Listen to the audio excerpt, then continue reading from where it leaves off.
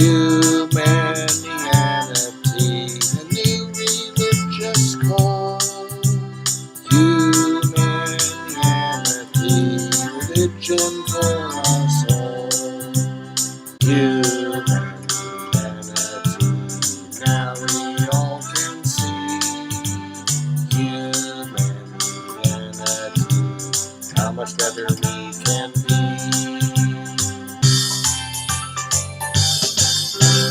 Hi, I'm Bill Van Fleet, and this is Humanianity Conversation number 11, recorded on March 8th, 2019. It's the second recorded conversation with my friend Steve Rast, who has an extensive knowledge of the history of philosophical ideas and has had extensive involvement in government, as well as having been involved in the Beyond War movement, all of which has led him to have an interest in ethics and therefore humanianity. Much of our conversation had to do with the foundation of ethics, or the nature of ethics, and whether there is an objective good and bad in the universe or in us, or whether ethics is just a matter of, quote, preference, and therefore varies from culture to culture. Unfortunately, we again had problems with internet connection, resulting in poor quality video and several interruptions. Okay, so what should be at least our beginning topic, do you think? Do you have something specifically that you wanted to talk about?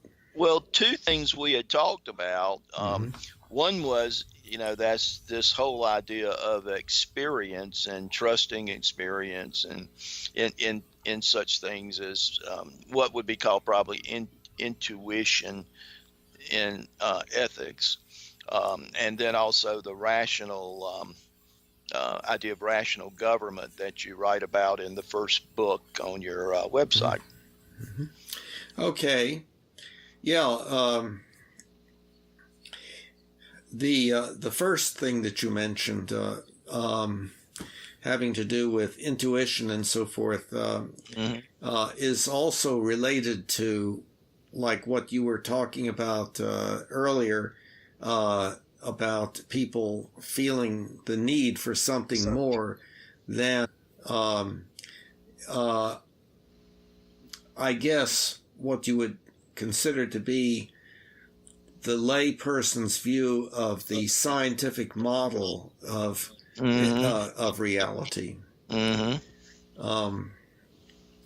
that gets into goes even beyond intuition and has to do with feelings of oneness with the universe, or out of body experience, and all of that whole realm of possible human experience that there is some need for, at least on the part of some.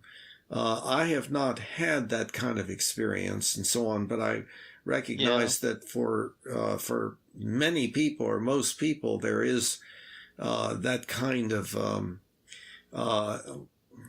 internal experience, or that is meaningful to those individuals. I wanted to back up and first talk about whatever intuition is, and I know that the word is used a lot, and in the group that you and I both know about, the leader used the word intuition, and I asked, well, what do you mean by intuition? And he said, look it up. And but the thing is, well, I did give you a link to the Stanford Encyclopedia of Philosophy, which writes about that. But what I'd like to do is to not outsource. We could pull that in and take a look at it, but any such dictionary kind of approach to things is just a statement of what people generally mean by it, and it Yeah, doesn't yeah. necessarily really clarify it well. But we could Because compare notes on what you and I mean by intuition. And I'll go first here just a little sure. bit Hmm. and say that it seems that uh, one possibility is intuition is just something that a person believes and that they want to believe, and they're putting their reliance on it. But it doesn't necessarily add any validity to whatever it is that they are believing. Now, that may not be a very good way of looking at intuition. So, what about from your standpoint? Well, I think what you said is a critique of intuition. The probably why you were told to look it up, because it was well, it's still out there a little bit, not as much as it was, but the British intuitionists, who were moral philosophers essentially, back in the I say back in the 19th century, um, um, excuse me, 20th century, kind of mid 20th century, um, wrote a lot about this, and it was a recognition that, as we've talked about, ethical foundations are hard to come by in our current age or current culture, and so it is this thinking almost Platonic that there is this within us, this kind of innate sense of the good, um, and that if we think about it, meditate on it, um, we will come to know what it is that is the, the the the right thing to do. Kind of expressed a little bit in something that President Harry Truman said one time, is that it is not difficult knowing what is the right thing to do. Difficulty is in doing it. And so the British intuitionist would say that there's just something innate within us that gives us that sense of the good. And if we will just think about it, meditate on it again, that we will come to what we should do. So that's kind of where the British intuitionists were from. So Okay. again, it's that kind of inner. I think where we have so much trouble today, at least I seem to sense that in communicating things, is that we're um, we're we're in a very most of us very much immersed in rationality. The rationality is key. We must all be rational. We must all make rational decisions, and I don't disagree with any of that. But when you push it far enough, I believe, and it's been my experience, is that you run up against this kind of wall of rationality has taken us to this point. And for instance, how I get to this whole thinking of my thinking about this thing of consciousness is when I look at the world, I see objects. When I go in the chemistry lab, I can do the test tube thing, and I see certain things happening or whatever. Um, and if I just kind of leave it there, and a lot of people do, I think, then that's kind of where we're at. But if you and you somewhat say this in the mind body, and I think that's very good, because one thing it seems that you haven't done, which so many folks do in solving the mind body problem, is just say it's all material. So the materialist side of things. And of course, then there's the opposite side of that, the idealist, and I guess there's something kind of murkily in between. But when you push it far enough, I'm kind of where Bishop Berkeley was, the British idealist, empiricist and idealist, because he would have considered himself an empiricist. But he said if you take empiricism to kind of its final point, then it is all consciousness in the sense of you speak about in your mind body book, the third book in your website. It's kind of, you use the man behind the curtain. Well, pushing it far enough, there's not even a man behind. Wait. See, now there are a number of things that you've introduced here, but I think in the first place, I'm not real clear what you're referring to, and I'm sure if anybody ever watches this, they will not necessarily know. And we need, I think, to back up a little bit. Okay. Right at the beginning of what you were saying about intuition, connected to the issue of ethics, the idea that, if you think about it enough, you'll realize that there is something that is good and bad ethically, and that is just built into us. Now, my way of looking at that is that we have been programmed by the people around us, our parents, and then everyone else, to know what is approved of and what is disapproved of. So it becomes divorced. That sense of, I'm doing something wrong, or hey, I'm doing something right, becomes divorced from specifically where we got that set of beliefs. It is just a programming that has been put in us by our culture. And if we are in one culture, what will seem right to us will seem wrong to us if we were in another culture. I mean, if we were reared in that different culture. So,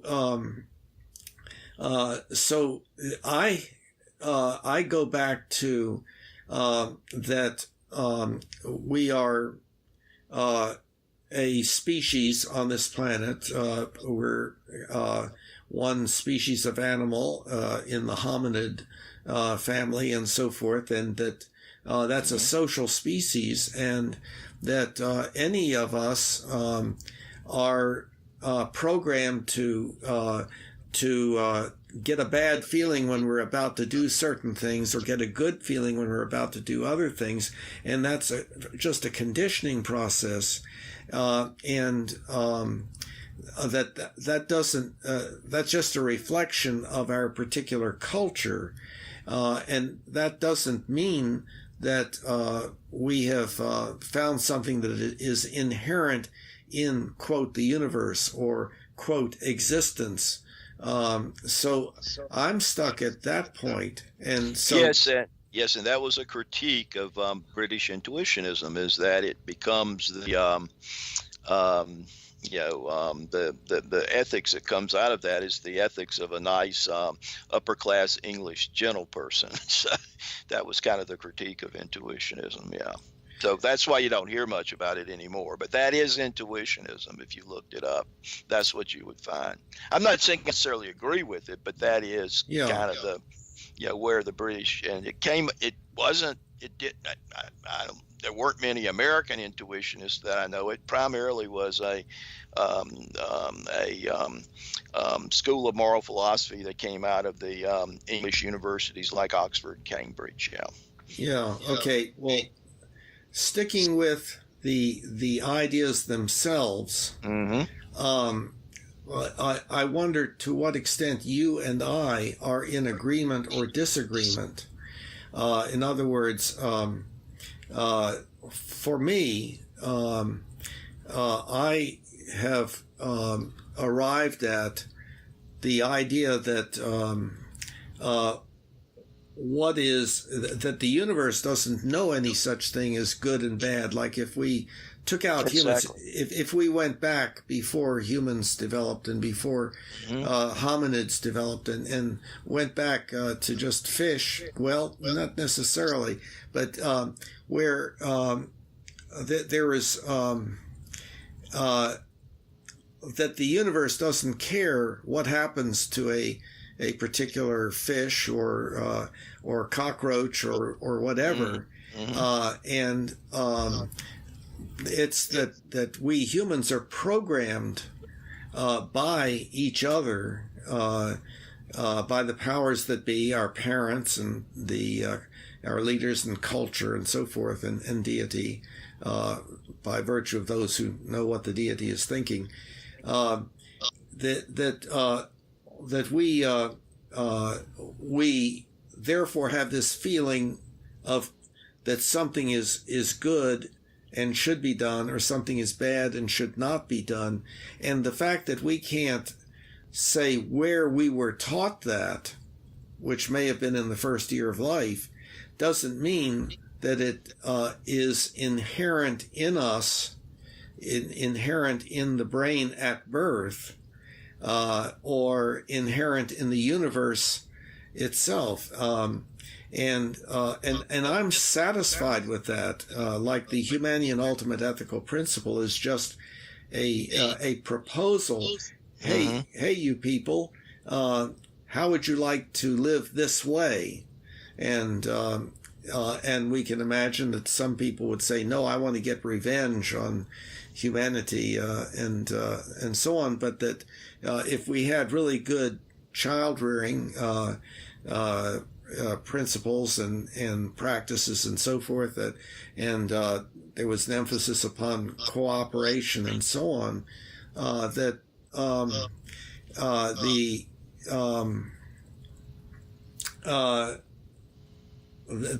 most people would indeed accept the HUEP, the Humanian Ultimate Ethical Principle, as yeah, let's do that. So it would be like, hey, let's go to Carowinds. Okay, who's going to drive, and so on. This is, hey, let's work toward the good life for everybody, and yeah, well, what do we got to do to work toward that? So yeah, so that's where I'm at, but yeah, I don't think that's where you're at. Well, I think it's not ethics in the way we have traditionally thought of. Ethics implies a should. Yes. So when you say, I should, here's a behavior X, I should do X, you should do X, and all should do X. Are you saying that mine sounds different than that? Well, you're talking about what was mentioned at that other meeting that you referenced a few minutes ago, what the person labeled it as like preference, more of an aesthetic kind of more than an ethical, and there are differences between those two. Okay, let's focus on that. That's important because, and can I fill in something here just a little bit? Yeah. That when we say we should do such and such, or we should not do so and so, there's a remaining part of the sentence that is usually not spelled out, not said, and that is in order to do such and such. Yeah. So, in order to have peace, then we should refrain from being hostile to each other in our speech, etc., etc. Okay, so we could say we should not be hostile to each other in our speech, and so on. Okay, well, that's an ethical statement, and that's in order to achieve a goal that we want, and that is peace and not harming and killing each other and so on. Okay, well, then you could say, well, that goal, we could put that in the form of an ethical principle. We should not harm and kill each other, but that's just an agreement upon something that we prefer. So now you're saying that like in the meeting we were talking about preference and so on, that it was not clear to me. It sounded like you were saying that the person who was talking about intuition was saying it was a preference, but you mean I was saying it's a preference, right? Well, the person that was speaking at that meeting when we were having the discussion, you remember he said it's sort of like, you like chocolate ice cream, I like vanilla ice cream. So I have a preference for chocolate, you have a preference for vanilla. And as he said, that kind of just stops the conversation as far as having an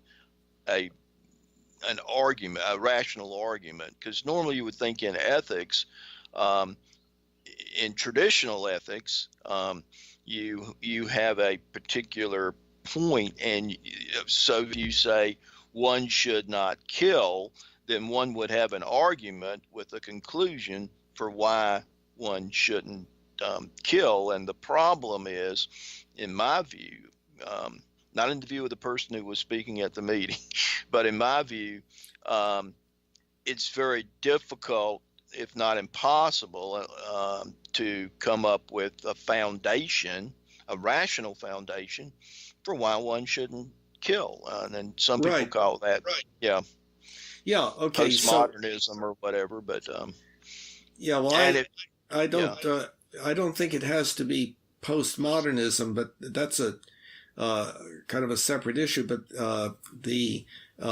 and it may or may not be applicable. We could explore that also. Yeah. But the basic question is ethics, namely what we should and should not do, ultimately anything different than a preference? Because that, to most people, would say, well, that just ruins everything. That's well, you may like chocolate, you may like vanilla, but the difference between preferring chocolate ice cream or vanilla ice cream is that doesn't make a difference, and it's not like the people are saying, hey, let's only have chocolate ice cream or let's only have vanilla ice cream.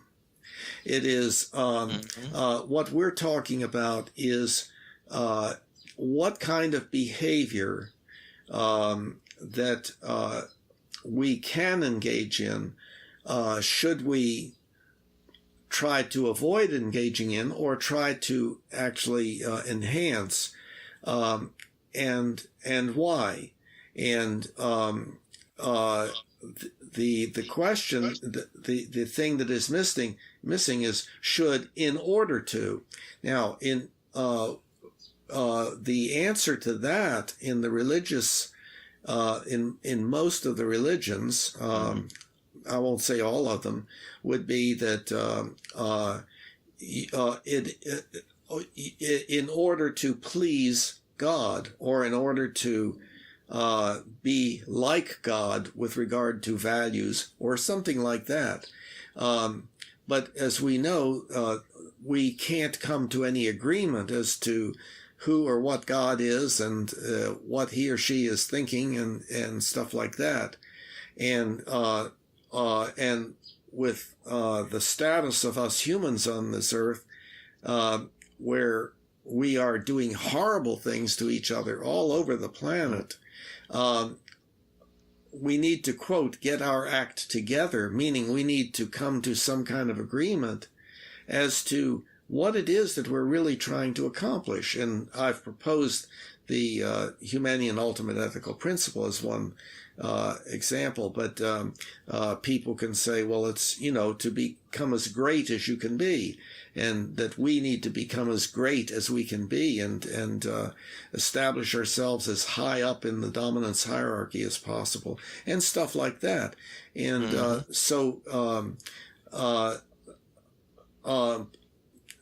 I think the effort to say that there is an answer to be found, and we just have to get skilled enough to be able to find it and therefore demonstrate, that's settled. Now we know that that is the way existence is, that it contains this should in it. That effort is not is not going to be accomplishable. But on the other hand, it is significantly more accomplishable for us to all agree upon, well, while we're waiting for some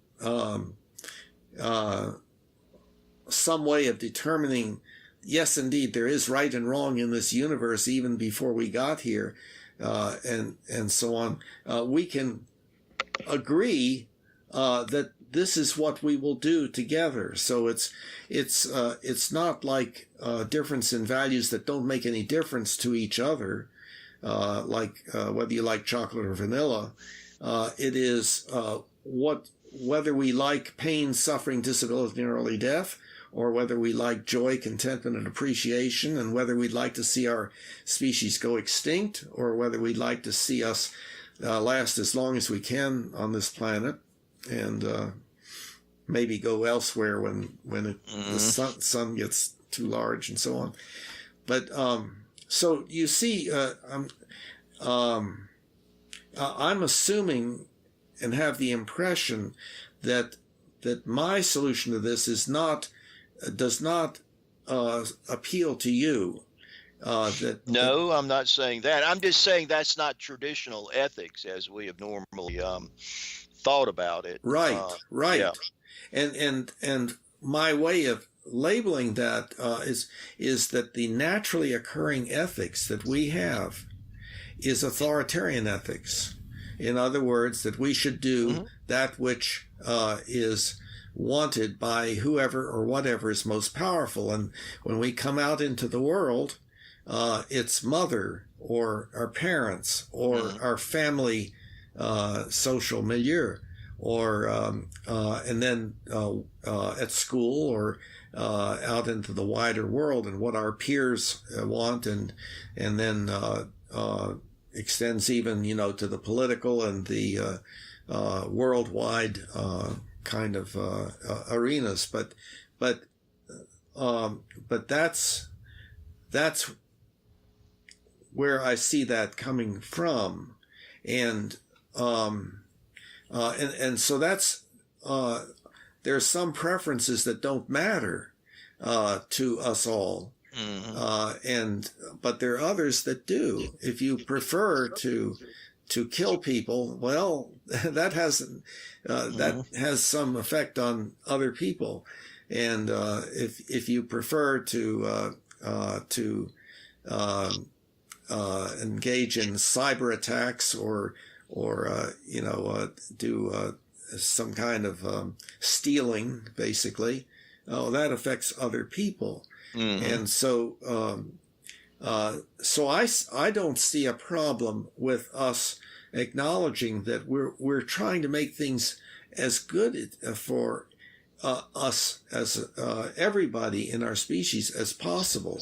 I don't see an inadequacy to that, but I know that many people would, and I'm not clear on whether you feel like something more is needed. Not that the belief that there's something more is there, but whether that's accurate or not, whether that's really so. Well, I tend to be a situationalist in ethics. Depends on the situation, what I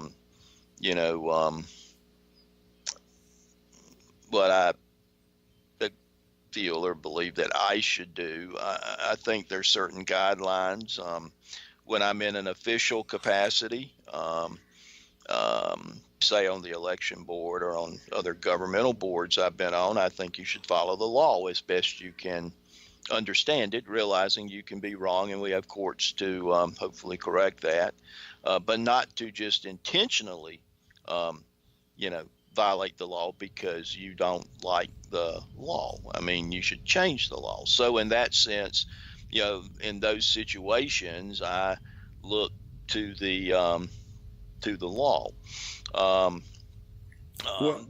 So is that different from what I'm saying? Well, that becomes kind of a foundation there, but that's an imperfect foundation, Professor Lipp pointed out. What do you mean a foundation? a beginning for arguing. Oh, what happened here? For arguing why, you know. Uh-oh, I've lost the sound. There, now I can see you. Okay. And okay, so we're back connected. Okay, we're back connected. Okay. Yeah. So the visual image is not real good, but it's okay. Okie doke. So we were talking about ethics, preference, intuitionism, ethics as a preference, difficulties with that in what you would call traditional ethical argument, because you can't argue about a preference, is the but yeah, and I tend, as I said, I tend to be situationalist. So, okay, yeah, you had mentioned situationalism. Now let's clarify. To me, that means something different. That means that rather than there being principles that always tell you in every situation what you should do, it's that the situation is very complex and is ultimately what you should or should not do is determined by all of those factors, but using the principles that you have to the best of your ability. That doesn't mean that there are not good ethical principles and rules of conduct and so forth, but those principles and rules of conduct are just alerting devices to alert you that what you're contemplating doing may not be in keeping with certain principles, but given the circumstances of the situation, it may be important to deviate. Like, for instance, to grossly oversimplify, a principle, I should not lie. Okay, and then let's say, you know, the Gestapo comes to your door and is looking for somebody you're hiding, and so you lie to save that person's life. That has to do with situation and another ethical principle. I should try to prevent unnecessary death or something like that. So always it is a decision that has to be made, often with uncertainty in it, according to the circumstances of that situation. But that's not the same thing as whether there is implanted into us by the nature of the universe a right and wrong that we have at birth, and so forth, as opposed to it is just a reflection of our programming when we come into this existence. And we know that different cultures have markedly different values, different ethical values. In one culture, you get praised, in another, you get beheaded for the same thing. So ultimately, it has to do with whether we humans, either our small group or as a species or somewhere in between, agree, let's have this as our ultimate ethical principle, like our goal. Our ultimate ethical principle is our goal. This is what we are trying to achieve. And so that's just an agreement. It's not an individual preference. It may be your individual preference, but the main point of it is it's an agreement with others. Yeah, let's try to have a life that is like this. And so therefore, if that's our goal, then we should do this, we should do that, we should do the other, and so forth. And so that's where I'm at in my trying to understand the issue of ethics. But I gather it seems to me that you have a somewhat different idea, that what you if you feel that there's something wrong about what you're contemplating doing or something right, your feeling is that is somehow embedded in you, not by how you've been programmed, by your culture, small or large, but instead is a reflection of something about the universe, about existence or something like that. Yeah, and the universe is kind of a difficult thing too, because most people that I talk to see the universe as being this something outside of ourselves, that is that of course we can study, we can look at objectively, and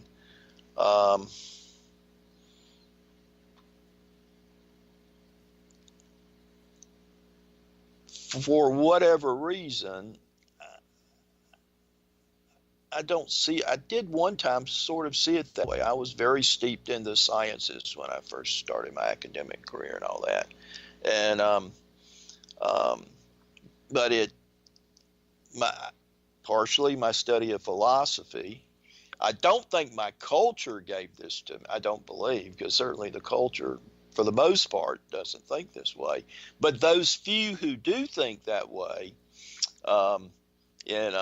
in the culture, in various religions, and it's a minority view in most religions, because most religions are theistic. They set up an object out there somewhere that they want to call God, and all of that are called the good. Socrates thought the good existed somehow out there in some ideal form. It seems much more, to me at least, in consciousness. And so why someone thinks X rather than, or believes X other than Y, has something to do with their consciousness. I think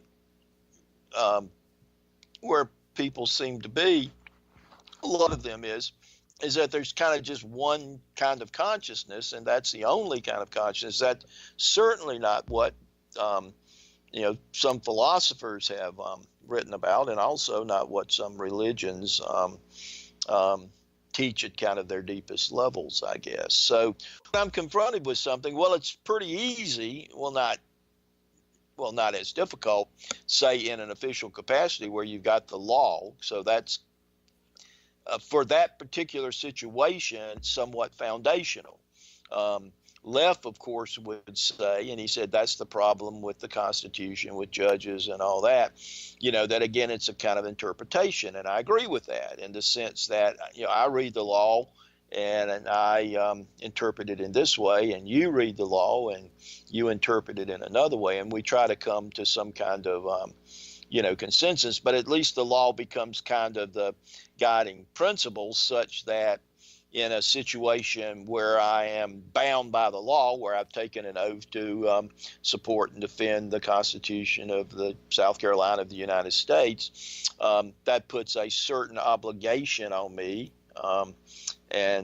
So that becomes semi-foundational, I guess you would say. Could there be a situation where the law would tell me to, or would seem to say that I should do X, and I just believe that X is totally wrong? Well, the only option I would have is either to say, there are other battles to fight, or if I felt strongly enough, to resign from the office. And then when I resign from the office, I'm no longer bound in that way under an oath, because as a private citizen, I haven't taken any oath to support and defend the Constitution of South Carolina of the United States. So that's kind of what I mean by situationalism. For the most part, as we go through our daily life, we don't think about it very much. I don't believe most people. I tend not to run red lights, although I'm noticing more and more people doing that, especially over Charlotte. But yeah, I tend not to run red lights. Do I occasionally do that? Well, yeah. Well, I mean, when I'm right on the light and it's yellow and I think I can get through, it's a long intersection and it maybe turns red before I get through the intersection or something. If I don't want to just slam on brakes or whatever. But in situations Well, let's take the profession I'm in, tax. I believe people should pay their taxes. And if you don't like the tax law, again, change the tax law. So I won't work with clients who I believe are trying to avoid taxes, who want me to help them avoid taxes. So, is that a law thing again? Well, in a way, but I think I'm a professional, and so I think I have a certain duty and obligation. I mean, I've been licensed to practice before the IRS, so it's like being before the bar of the IRS. Mm-hmm. And so in those situations, I try to keep my obligations. For instance, if if I'm coming to your group Sunday night, I would tend to let you know if I was not coming unless something kept me from doing that. So that's kind of what I mean by situational. Each thing that you do, and some things you almost do unconsciously. Some people are more ethically sensitive than others. I've certainly interacted with people that have told me, "Why are you so concerned about this particular matter?" It's not a big deal. We're not going to get caught.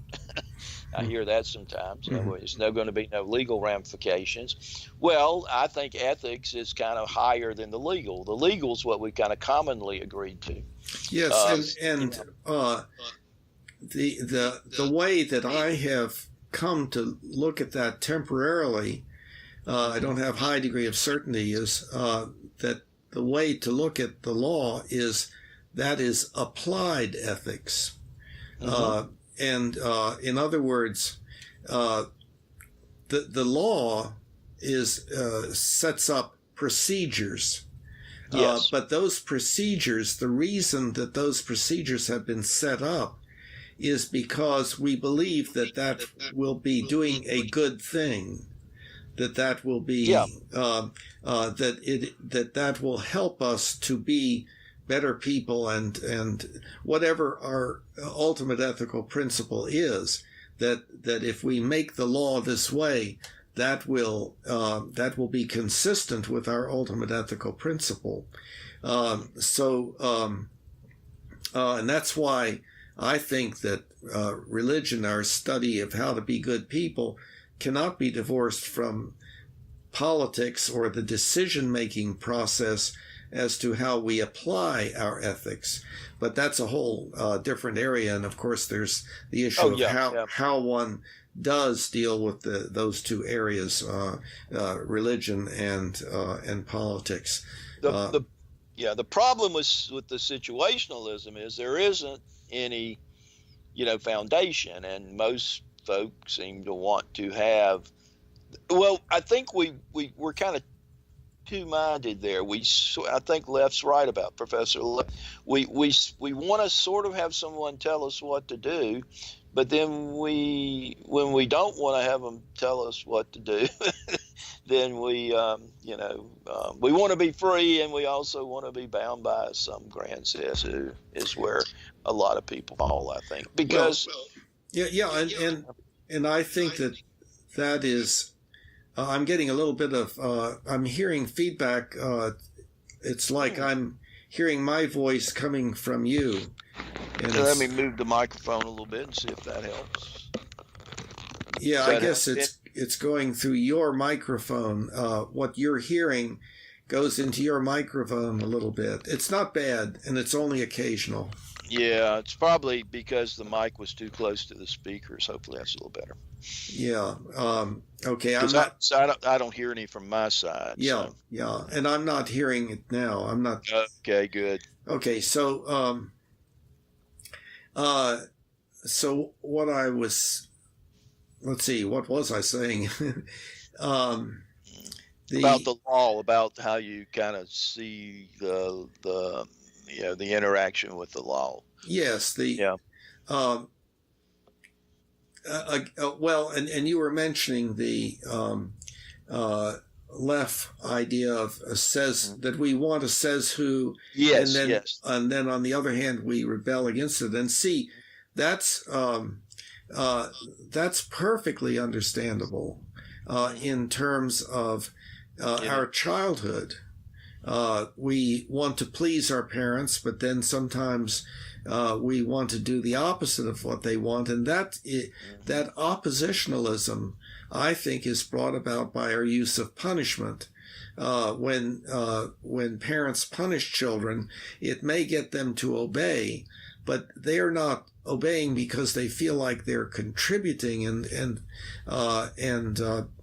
being good in their parents' eyes by contributing. They're obeying so they won't have their parents be angry at them and punish them some more and so on. And then they indeed long for being out from under that threat of punishment and so on and being free. But that's a whole other area, of course, that would be interesting to explore. And that goes to, like you were referring to my book, the first book, the chapter on rational ethical anger prevention. No, rational ethical child rearing. Actually, child rearing, both of those, but especially the second. So at any rate, yes, so what you're raising is that there does seem to be this wish on the part of all of us that there be an absolute right and wrong that is dictated to us either by the nature of the universe or by a deity or by somebody who knows what that deity is thinking or something like that. That there is this wish, I guess, to say, I'm being obedient to this wonderful entity, and whatever that entity is, the good that is in the universe that is there to be found, or what is in the mind of the deity or whatever, that there is this wish to not just be doing something because I like doing it, namely cooperating with others, etc., but because in some way it's making me a good person. And I can feel rewarded just as my mother would reward me in the first year of life, and so on. So I think this is a very interesting and important issue. It's important because as long as we humans are saying, no, there's an absolute right and wrong, that we just have to find it, we're going to be paralyzed because we won't be able to agree upon that. As far as I know, with all the couple of thousand years of working on the problem, nobody has come up with the proof that there is an absolute good and bad, ethical good and bad. Yeah, and it doesn't look like we're progressing in the direction of a unified idea about that there is this one entity that wants us to do this, that, or the other. There's no agreement about that. And so if we are waiting for that to happen, then that's going to paralyze us. And so I think the one of the values of the Humanianity concept is that it's let's not wait for that. It's unlikely that we will ever see that, but we can indeed work on coming to agreement about what kind of life do we want to live on this planet. Do we want to continue doing all of those things? And I listed them on the website. Let's see there's 6 things. Unhealthy lifestyle behavior, hostile interactive behavior, unempathetic exploitative behavior, like robbing each other and so forth, destructive consumptive behavior, non-optimal governmental behavior, and victimizing cultural behavior. And so that was my effort to come up with a comprehensive list of all the awful things that we do, as well as the wonderful things. We do wonderful things, but we do awful things and all in between. And to have a far better life on this planet than we've ever had, it's going to require us coming to agreement, working toward coming to agreement. And so I think that's the value of the Humanianity concept, or one of the values. Yes, let's all agree that we want not only the survival of our species, but as much joy, contentment, and appreciation as possible, and as little pain, suffering, disability, and early death as possible for everyone now and in the future. If we agree upon that and really work together cooperatively to bring that about to whatever extent we can, that's going to make our lives much better on this planet than has been so true so far. So this issue that we're talking about, whether or not to wait until we find out what is absolute good and absolute bad, and then try to adhere to that, whether we wait for that to happen or whether we get busy and really work on making our lives better on this planet while we're able to do so, it seems like the second of those is the way to go, and hopefully having that idea become more prominent amongst us will be good. The idea that you have, it's very much in a I guess you could call it a school of psychology now, although some psychologists still kind of, professional psychologists kind of put a little bit, this whole idea of this whole thing of what's called transpersonal psychology. The thinking in that thesis there is that there's stages of consciousness, and that what you're talking about is moving into a new stage of consciousness, this sense of having a sense not just for the tribe, but for the globe, for the universal, and all of that is very much in the idea of living together, solving conflicts nonviolently. It's kind of like so many things do, started on the West Coast, and now there's actually an accredited school out in San Francisco where you can get all the way up to PhDs now in transpersonal psychology, and even transpersonal.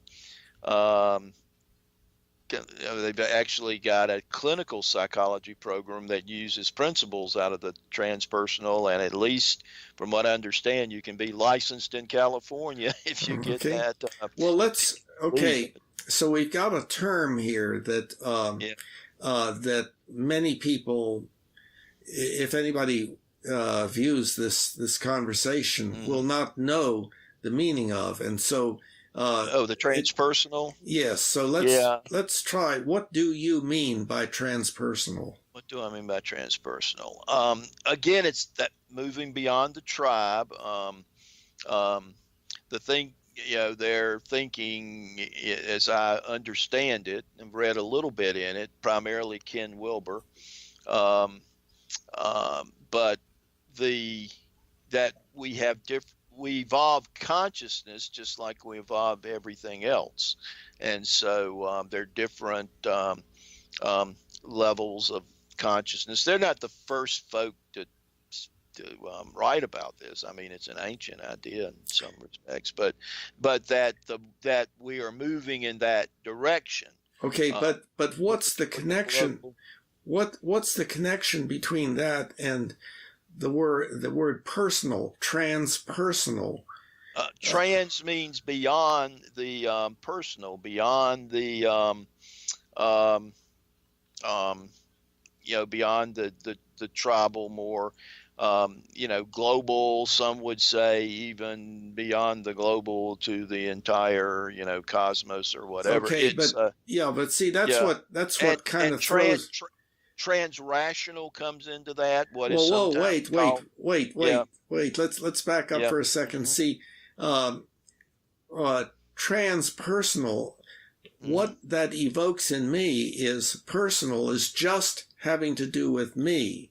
hmm But you were saying beyond the tribe. But when you're talking about the tribe, that's already beyond me. That's us. That's we as our tribe. that is, and that is one level um, within the one level of consciousness higher. Um, Okay.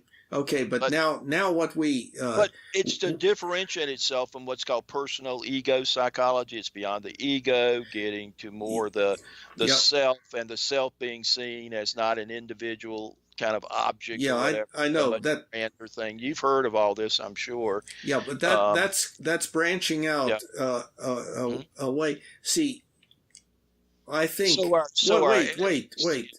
yeah, Uh, it uh, has to do with the ethical, but yeah. but we've got we're talking about two separate things here. One is ethics or our ethical beliefs, Mhm. and the other has to do with this very problematic term consciousness. And so I think that when we start talking about transpersonal consciousness, that we're no longer talking about ethics, though there can be some cross connection. Yeah, there But is, I think. but Yeah. but I don't I don't I think there's very little overlap between those two concepts.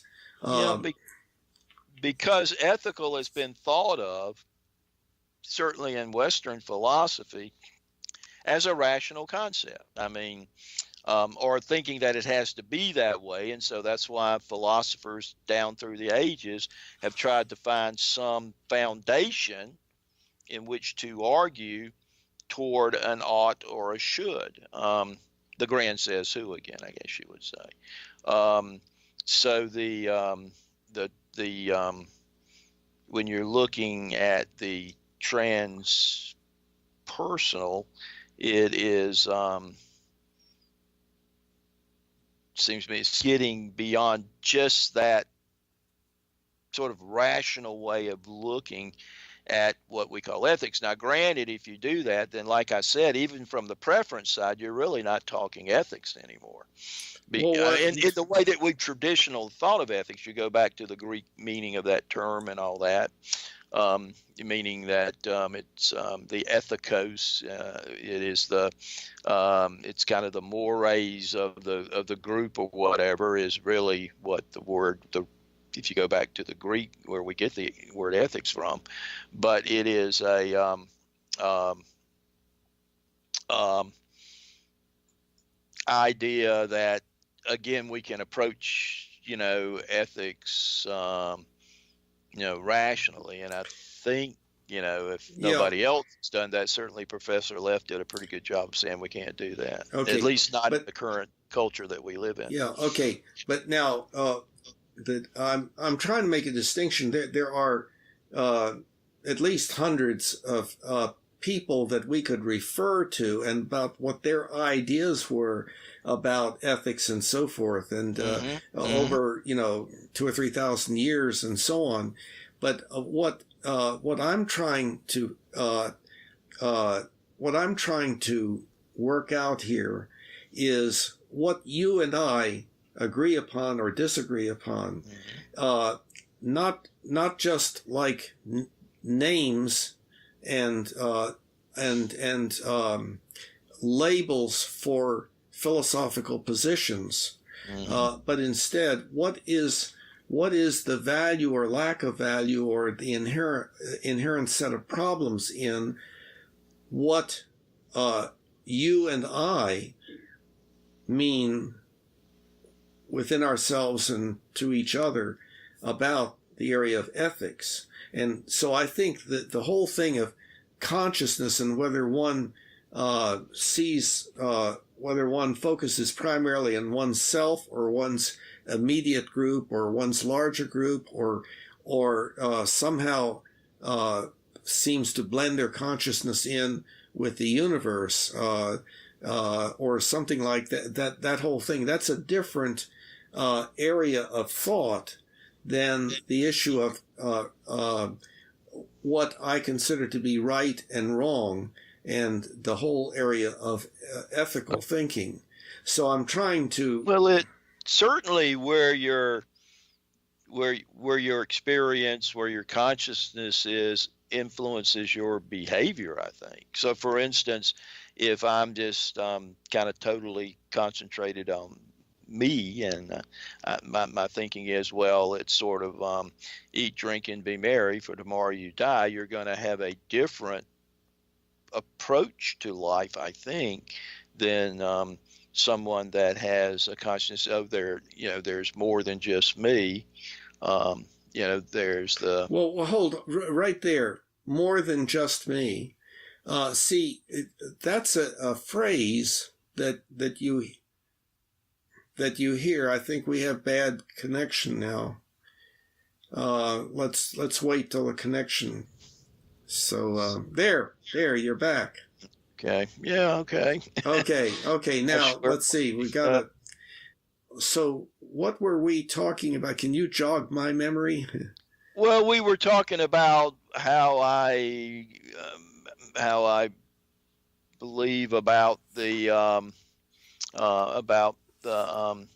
universal what is it? Universal human ethical principle, and and I think, just like you, it becomes, if you're going to try to kind of rationally approach it, it becomes more like a preference, because you can only argue for that which you have some principle to argue from. And ethics,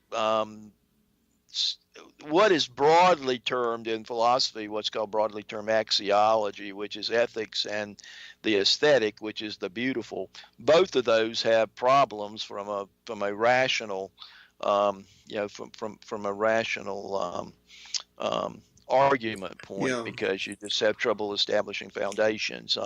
Okay, but let's we can go off into the various areas of thought that have labels and everything, and we would have to explain that and so forth.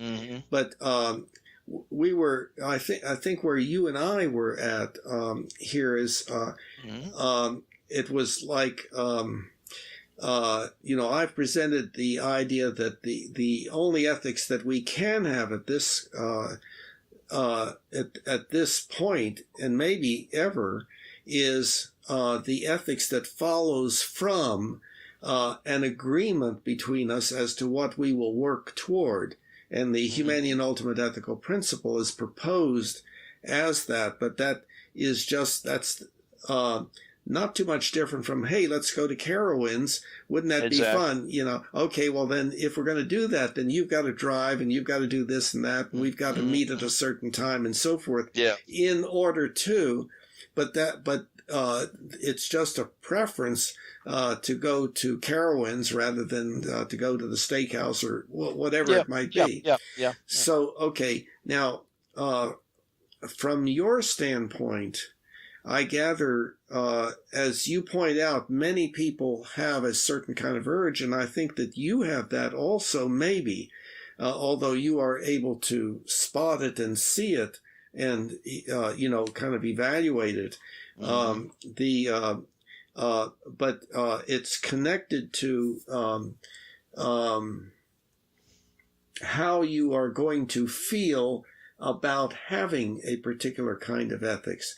In other words, am I just preferring to have this ethics, and does it really have no further meaning, or is this the right way to think, the right way to feel ethically? And then that gets back to, says who, it gets back to, well, is there a right way, or is it just preference? And see, I feel okay about it being just preference, but I know if you're feeling the other need, I think that's what most people do indeed feel. They want to feel like they are basically pleasing their mother. It's that feeling from very early in childhood, but it's no longer felt that way. It's like, no, I'm doing good in the eyes of the universe, or in the eyes of an ultimate deity, or that there is some thing that really is telling me this is really what I should do. It's not just I've agreed with other people about doing a particular thing. Your feeling is, I gather, a need for something a little bit more, which I can understand. I seem to have been able to get by without that feeling, at least recently. I think it is more in this area of ethical consciousness or ethical thing. I think it is more raising people's level of the consciousness. Certainly, certain folk are more sensitive to, at least I've found, to doing certain things over not doing certain things, being more cognizant of what one is doing, not just seeing it as being a matter of obeying the law. I think what we've done is we've collapsed the ethics into the law. So if it's legal, then it's okay to do it. I'm certainly not in that. I'm not on that position. No, and and some I people think are just very ethically. I think many people would say that there are some laws that are unethical. Sure. So I don't think that anybody is equating ethics to whatever the current law in this particular society tends to be. They may say that the law in this society currently is indeed an ethical law, but so they're evaluating it with regard to something else. It's not just taking the current law and making that the foundation for ethics. It's kind of the other way around. Yeah, because there is really no foundation for ethics is kind of where I've come down. But I think it is. I think it has something to do with consciousness.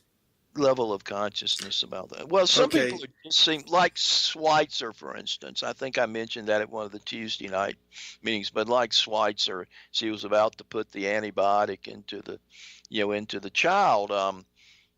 Said I'm for a moment there.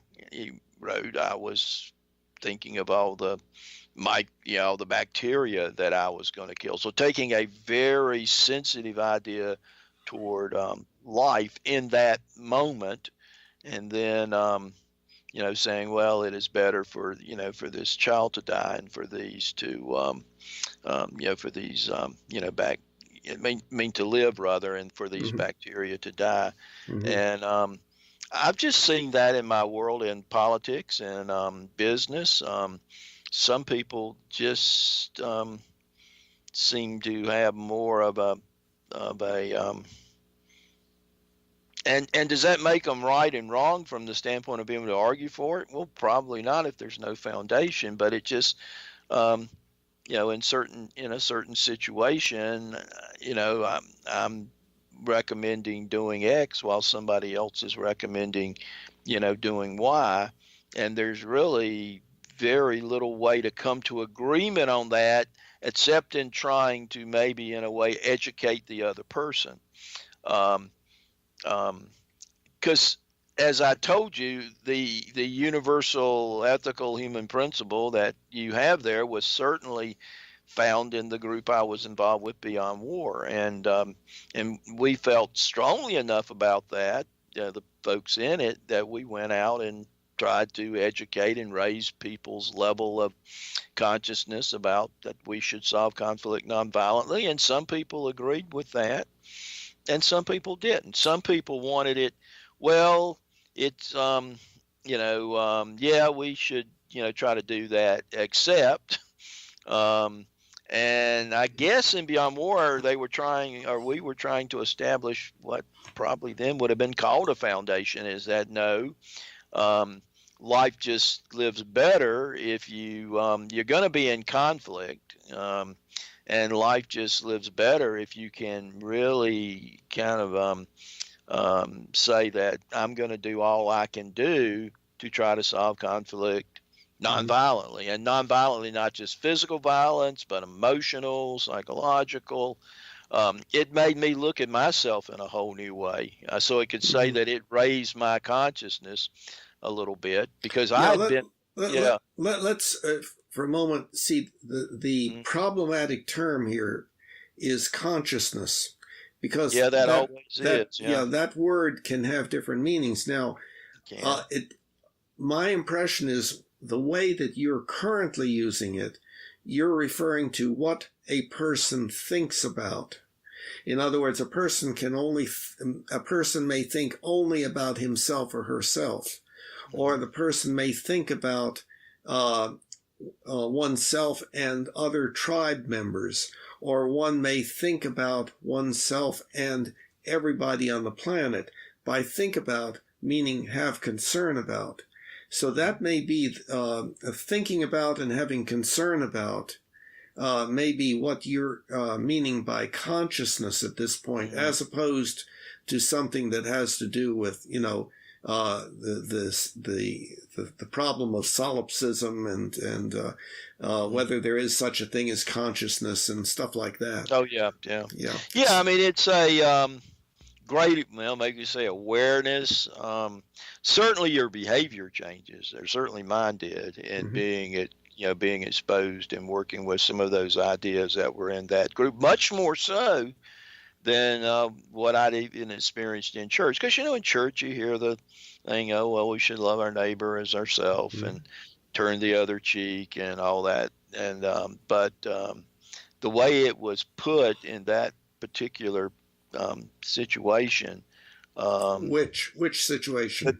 The situation working with Beyond War Oh. um, Mm-hmm. um, brought me to a higher level of awareness than I had certainly been at before that point. I mean, I Now, had by that different. you mean thoughtful concern about a larger number of people. Yes, yes. Uh-huh. And in religion, we call it conversion, which is usually the way we translate the Greek word metanoia, which just means kind of being in it, thinking in a new way, I guess, and maybe thinking is, but normally it's couched that way if you're looking at a Greek to English dictionary. Thinking in a new way, acting in a new way, Mm-hmm. turning yourself around. We also have that in the word in Christian theology, repentance, which is repentier, which is from the Latin, which means thinking. That does actually mean thinking in a new way.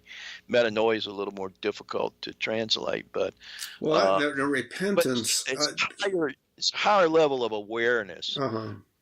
which is going to affect your behavior. And of course, one thing we do about behavior is we append an adjective to it called ethical behavior. Mm-hmm. you know, so what should one do is influenced by the awareness that a person has.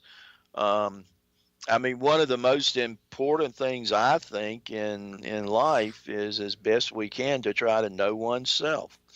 You never can perfectly do that, but you can do that a little better than you can know another person's self, because you can't even, think about what that is. But at least in knowing oneself, trying to be more aware of those influences that you talked about, which can sometimes largely be perhaps unconscious unless brought to consciousness, but of the, earlier family situations, child rearing, memory, of course, is imperfect about all that too. But to try to be more, try to be as aware as one can be, and especially when the decision is an important one, it's going to affect other people and all that.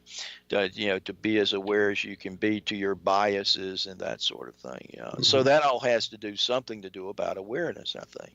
Yes, Uh, and I work on that hmm when in the mornings when I do my rapid walking at uh, South Park Mall. hmm I'm the thoughts that go through my head, Yeah. I say, whoops, now that's territoriality, and okay, there goes the self-esteem kind of thing, and why am I thinking that, and what is that related to that is non-optimal in myself, and so forth. So that's the effort to become conscious of what is going on within the self, meaning putting it, an important part of that is putting it into words. One has to become more aware of it in order to put it into words. But putting it into words helps, because then it gets into the area where it can be dealt with rationality, and that's something we have talked about earlier in this conversation. But I mean, we've used the term. But you and I may mean something slightly different, or maybe the same. See, for me, rationality is simply the use of the rules of logic and the rules of evidence. The rules of logic have That's to what do it with means.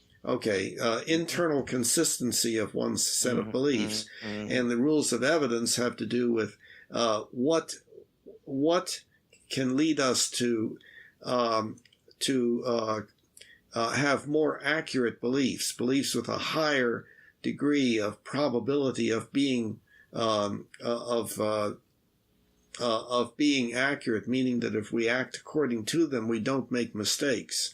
That what we predict will happen actually happens, and so on. So that's a whole area of interest. That is, and logic is a big interest of mine. Again, done a lot, done some work in it, academic and otherwise. And there's logical systems like that do not include the excluded middle, right? Yes. Yeah. And you're getting into Aristotelian logic there. And of course, now where the world has moved to is the whole area of symbolic logic.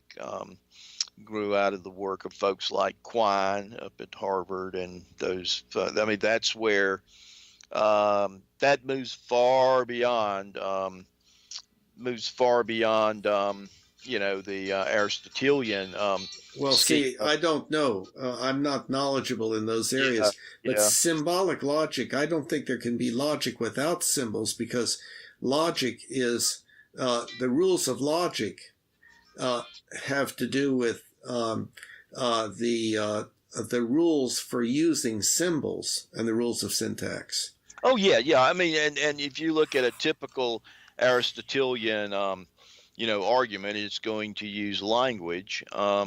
What the folks like Quine and I guess maybe Whitehead and some of those are trying to do is come up with ways that sort of eliminate cultural, so more making sentences more like mathematical equations, I guess. Yes, well, so P arrow Q, P therefore Q. Yeah, but now lots of people be saying, if it's raining, I will go to town. I will go to town. Therefore, it's raining. So substituting for if it's raining, P. Right. I will go to town. Q holes. Therefore, P holes. Yeah. And it gets much more complicated. That's absolutely yes. That's taking an Aristotelian, argument and kind of But even more generally, though, what it is, it's an effort to have a set of propositions be internally consistent with each other by virtue of following certain rules and so forth. And because if we don't require internal consistency, then we can do things either one way or another, and either one we could consider right just because we want to, or something. And sort of the way I came out of all of that is, if you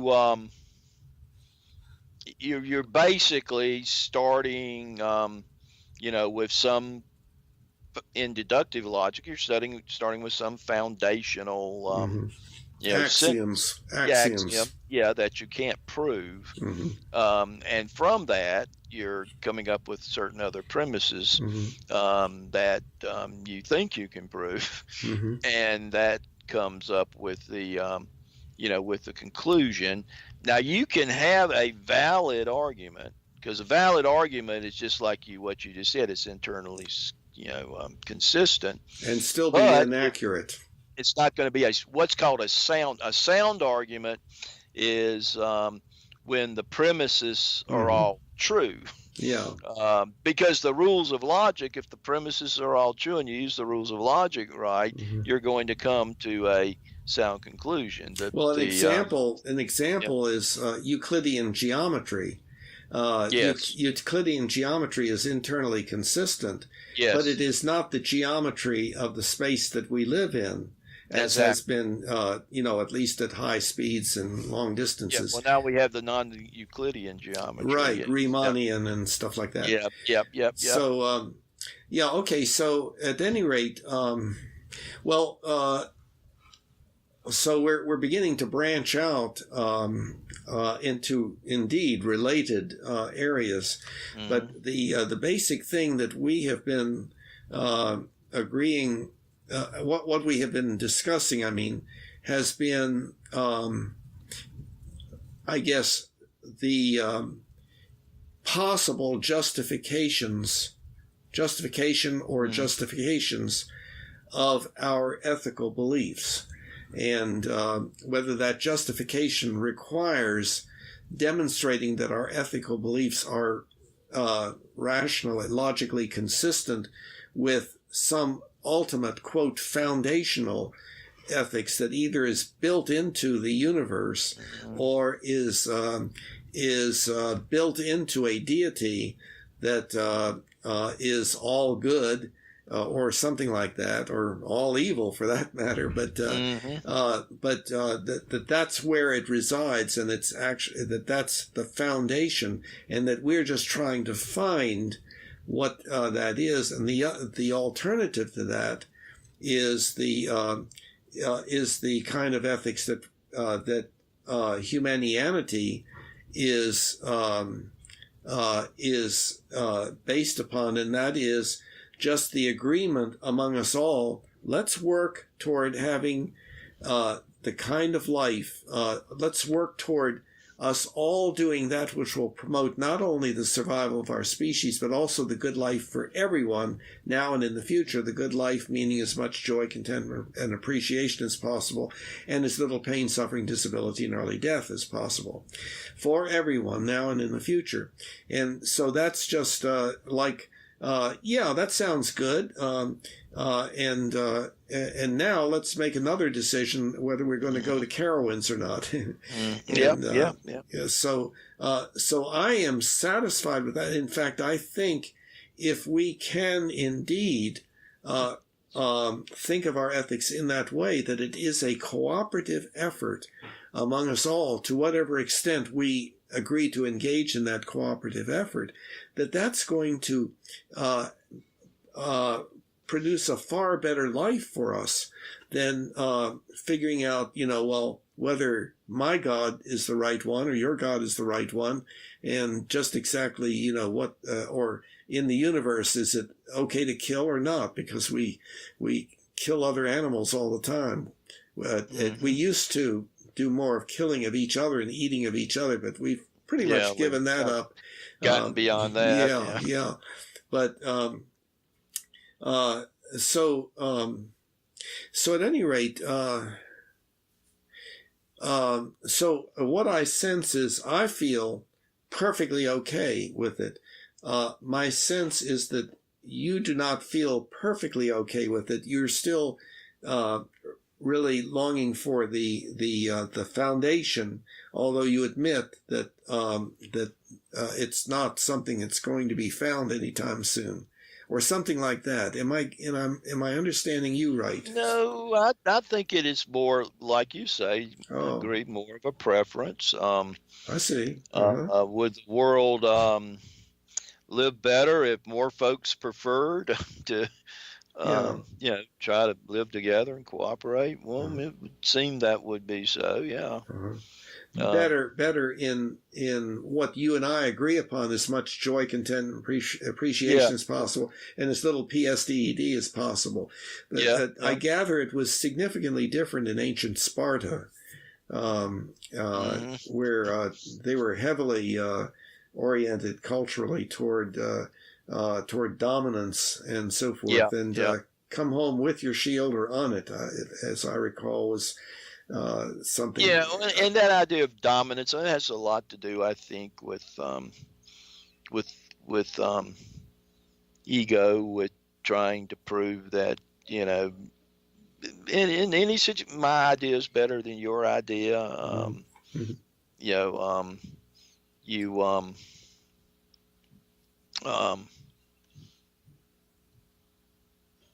yeah, Yeah, well, the to prove, dominance. I yeah, think we are a dominance hierarchy species, just like chimpanzees and bonobos and other hominids and so forth, and so we're very sensitive to where we are in the dominance hierarchy. And if we go up, we feel good. If we go down, we feel terrible.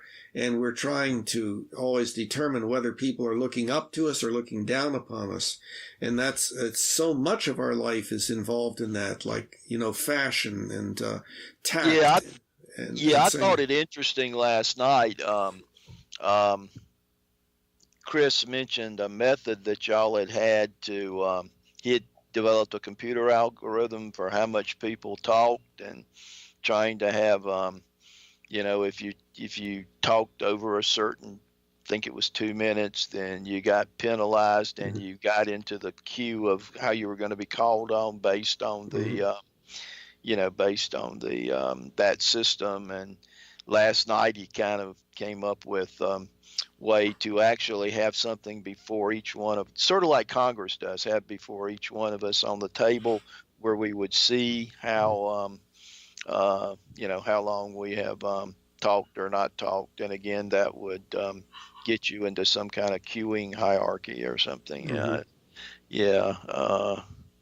It's, because in a, that's what makes, I think, congressional hearings, especially public congressional hearings, be so difficult, because they're usually 20 or 30 egos there that sort of want to, either prove one side wrong, the other side, trying, then their side trying to prove they're right, or, all, and you just get very little, you get a lot more smoke than you get light, I think. And that happens in almost anything. mhm, Um, when you get in, especially when you get into a group, trying to, be, just solve things, um,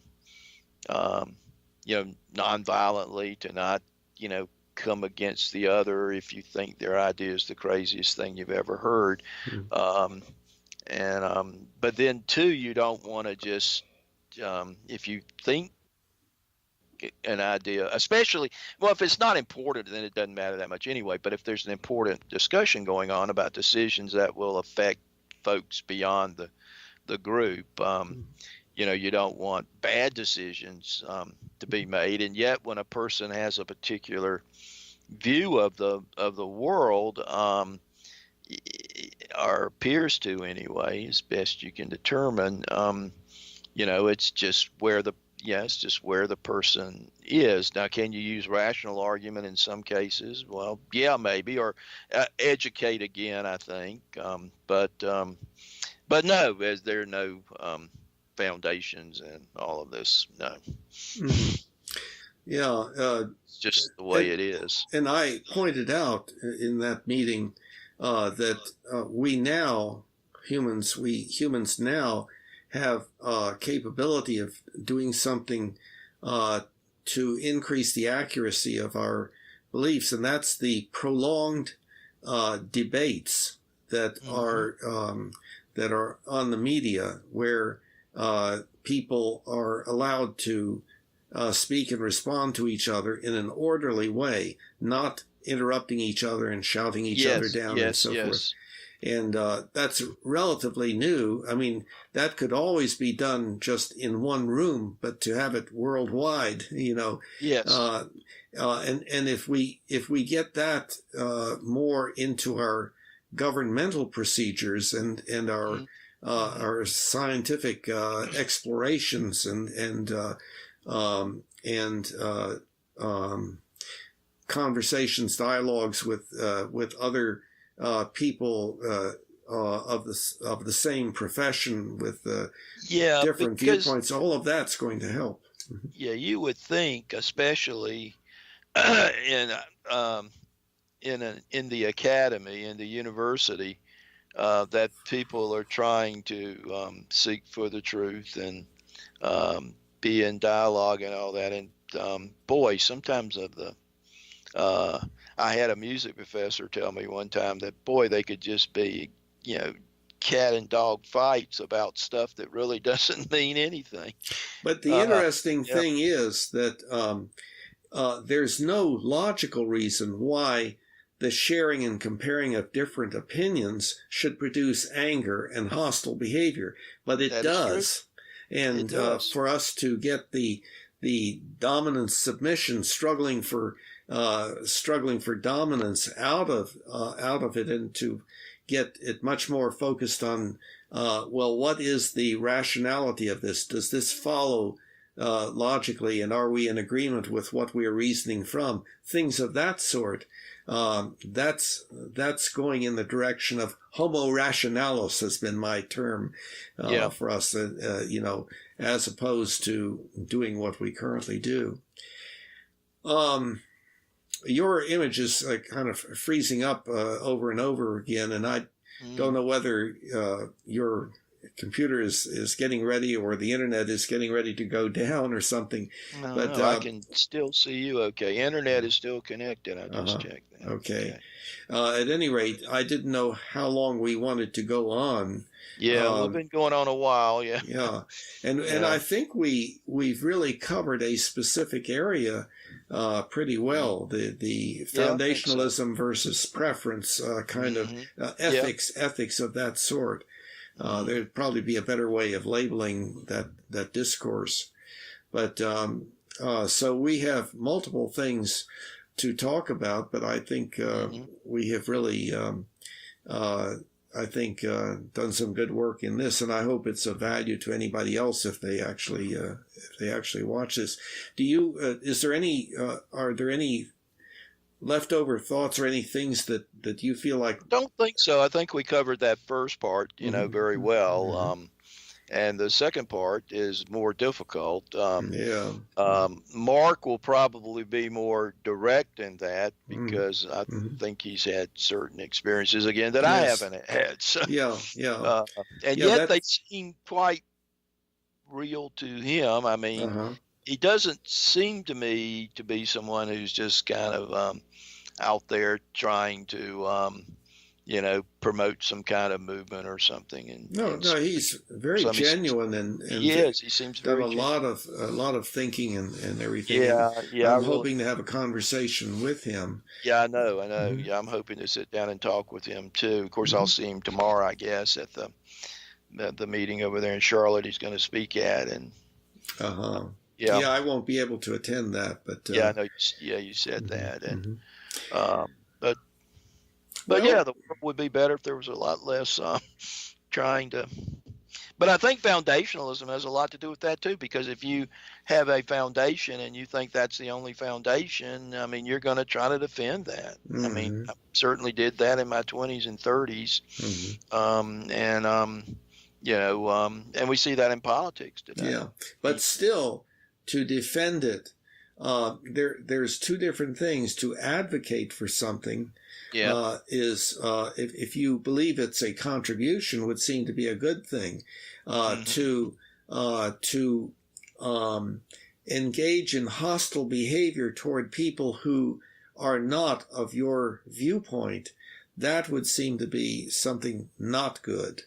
And Yes, and and you see too much of that. yeah, At least I do in groups. And yes, I was talking about it last night and after the meeting, and you see that really a lot. And I think you see it more, and you would expect to see it less in religious groups than like in a business group or a political group or whatever. Yeah, people can be so cutting and mean sometimes in church committee meetings and things like that. And because that's yeah, built into us. It has to be ethically inhibited to do a better job. Otherwise, we just continue to fight with each other.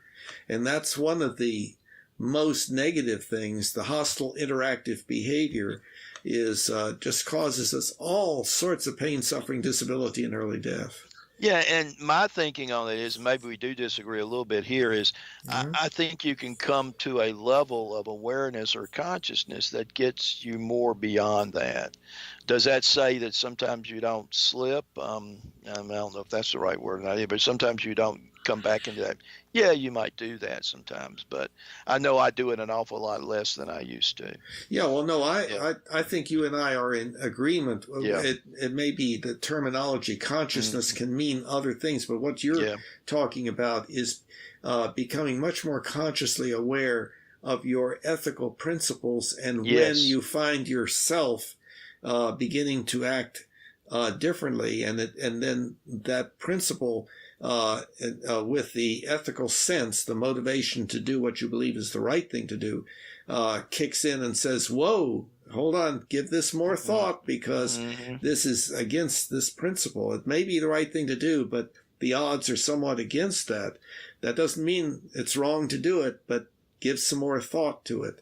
That's the consciousness, I think, that you're referring to. And it needs to be done or prepared for before some serious decisions come to fore. For instance, we have now reached the point where we could have 5 minutes if something came through that a country had released missiles against, especially if they're using submarines, submarine ballistic missiles, and you got 5 minutes to make. Do you retaliate? Right. What do you? Yeah, I mean, it's really rough stuff. And if you, really rough stuff, and so it's better to have prepared before those kind of decisions.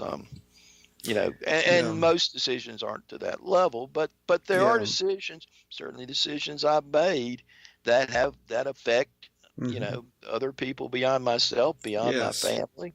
Yeah. And especially in the political world, you're doing that. Oh, yeah. Well, okay. Okay. So then we've solved one major problem for all of humanity. We can schedule another. We get all of these problems settled, and then we've made it. So, I would particularly be interested in doing one after Mark does his and seeing what Mark says. Yes. And kind of seeing how I jive somewhat, because a lot of what I don't. And maybe it's just because I haven't had those experiences, but I mean, I don't, this whole thing of the quote unquote spirit world, I have some difficulty with that, but again, I have not experienced. Well, he's rereading my book on the mind-body problem. Yes, he's gone over it quite a bit, apparently. And I'm sure y'all will talk somewhat about that. And I'd like hear his views on that too. Okay, well, let's end, and then we will schedule another one in the near future. Okay, and guess we will see you Sunday night if the creek doesn't rise too high. So we're back raining again. Right. So. Okay. Very good. And then take care. Bye-bye. Okay. Bye. Now we all can see humanity. Come much better we can be.